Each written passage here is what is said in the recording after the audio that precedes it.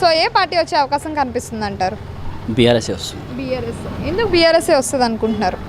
అంటే కాంగ్రెస్ ఏవైతే మనకు స్కీమ్స్ ఇంప్లిమెంట్ చేస్తా అన్నారో అందులో ఏవి కూడా కరెక్ట్గా ఫుల్ఫిల్ చేయలేదు. ఇప్పుడు 2500 లేడీస్కి ఇస్తా అన్నారు, 4000 పెన్షన్ ఇస్తా అన్నారు, వికలాంగులకి ఇచ్చారా? లేదు. ఏదైతే కేసీఆర్ ఇచ్చేవాడో దాంట్లో కూడా వాళ్ళు కూతలు పెడుతున్నారు. ఇంతకుముందు కళ్యాణ లక్ష్మి, షాదీ ముబారక్ అన్నీ వచ్చేటి, ఇప్పుడు ఏమైనా వస్తున్నాయా? లేదు.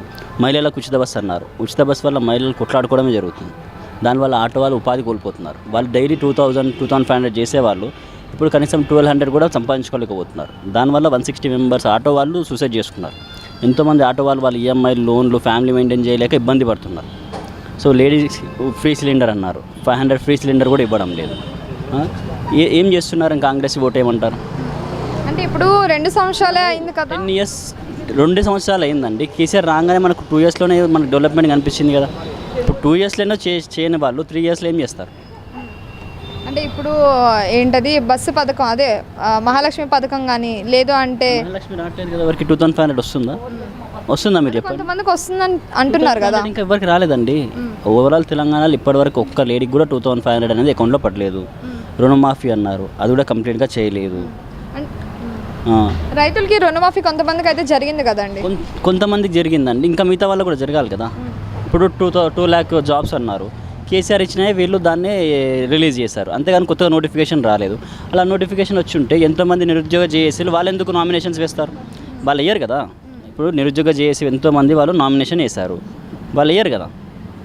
అంటే ఇప్పుడు నవీన్ యాదవ్ గారు లోకల్ కాబట్టి ఇప్పుడు ఆయన గెలిచే ఛాన్సెస్ చాలా ఎక్కువగా ఉన్నాయి అని చెప్పి ప్రజలు అంటున్నారు. మరి మీరేమంటారు దానికి? లోకల్ క్యాండిడేట్ అని కాదండి, మనకు ఎవరైతే మంచి పథకాలు ఇంప్లిమెంట్ చేస్తారో వాళ్ళకే వేయాలి. లోకల్ క్యాండిడేట్ ఆయన చుట్టుముట్టు ఎంతమంది రౌడీస్ ఉన్నారు. మొన్న ప్రెస్లో చూశారు, బీఆర్ఎస్ వాళ్ళని గల్లీలు కూడా దాటనియ్యాము, మీ బాసులు కూడా గల్లీలు దాటరని అప్పుడే రౌడీజంగా మాట్లాడుతున్నాడు.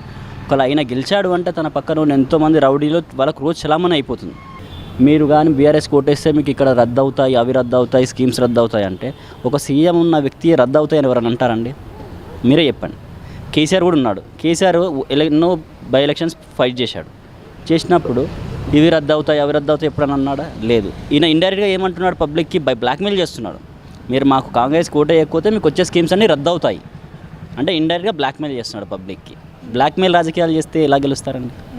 అంటే ఇప్పుడు అధికార పార్టీ అనేది కాంగ్రెస్ ఉంది కదా, ప్రభుత్వం అనేది. సో ప్రభుత్వం గెలిచే కాంగ్రెస్లో ఉందండి. హైదరాబాద్లో మరి ఇంతకుముందు ఒక్క సీట్ కూడా రాలేదు కాంగ్రెస్కి. ఎందుకు రాలేదు? వాళ్ళు ఏం చేయరు. ఇప్పుడు ఎన్నో ఫ్లైఓవర్స్ వచ్చాయి, అండర్ పాస్లు వచ్చాయి, బస్తీ దవాఖానాలు వచ్చాయి. ఇప్పుడు ఏమైనా వచ్చాయా బస్తీ దవాఖానాలు? ఉన్నదానన్నా మెయింటైన్ చేస్తున్నారా? న్యూట్రిషన్ కిట్స్ వస్తున్నాయా? కేసీఆర్ కిట్స్ వస్తున్నాయా?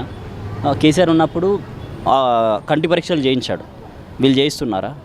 ఏ ఒక్కటి లేదండి. కాంగ్రెస్ వచ్చింది మొత్తం నాశనం చేసేసింది తెలంగాణను. ఒక్కటి చెప్పాలంటే నాశనం చేసేసింది. రియల్ ఎస్టేట్ అండి, హైడ్రా వల్ల ఎంతో ఇల్లు కూలగొట్టడం వల్ల రియల్ ఎస్టేట్ సెక్టర్ మొత్తం పడిపోయింది.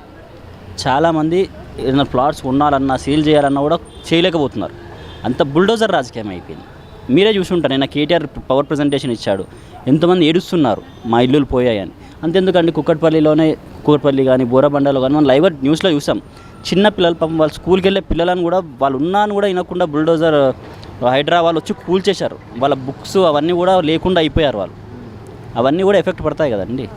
మరి ఫైనల్గా అయితే బీఆర్ఎస్ గవర్నమెంట్ అనేది వస్తుందని మీరు ఇక్కడ ఉన్న దాంట్లో బీఆర్ఎస్ని గెలిపిస్తేనే కాంగ్రెస్కి ఒక మేలు కోల్పోతుంది.